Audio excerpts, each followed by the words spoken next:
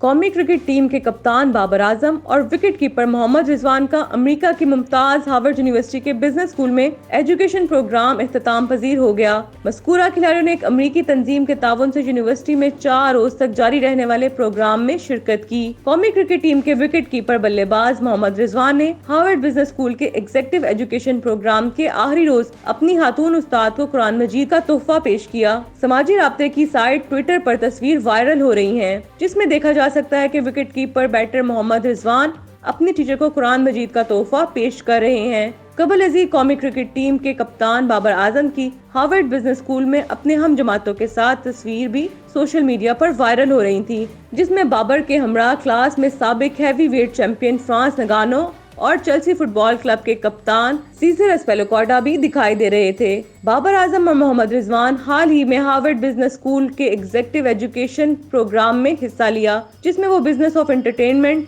Media اور sports پر courses کر رہے تھے۔ واضح رہے کہ رضوان کو خاص طور پر مختلف ممالک کے کرکٹ دوروں کے دوران مختلف مساجد میں اپنی تقریروں کے ذریعے اسلام کے پیغام کو پھیلانے کی کوششوں کے لیے پہچانا جاتا ہے۔ بابر اعظم نے بھی امریکہ میں قیام کے دوران پاکستانی کمیونٹی کے مختلف پروگراموں میں شرکت کی۔ سٹار کھلاڑیوں کو اپنے درمیان دیکھ کر پاکستانی کمیونٹی نے خوشی کا اظہار کیا اور خواہش کا اظہار بھی کیا کہ وہ انہیں امریکہ سرزمین پر کھیلتا دیکھنا چاہتے ہیں۔ واضح رہے کہ آئندہ برس ویسٹ انڈیز میں ہونے والے ورلڈ کپ کے چند میچز امریکہ میں بھی کھیلے جائیں گے، جہاں ممکنہ طور پر ایشیائی ٹیمیں ایکشن میں دکھائی دیں گی۔ امریکہ میں میچز کرانے کا مقصد وہاں موجود پاکستان، بھارت اور سری لنکا سمیت دیگر ایشیائی ممالک کے شائقین اور بزنس مینوں کی توجہ حاصل کرنا ہے، تاکہ مستقبل میں کرکٹ کو امریکہ کی سپورٹس انڈسٹری کا حصہ بنا کر زیادہ سے زیادہ ریونیو کمایا جا سکے۔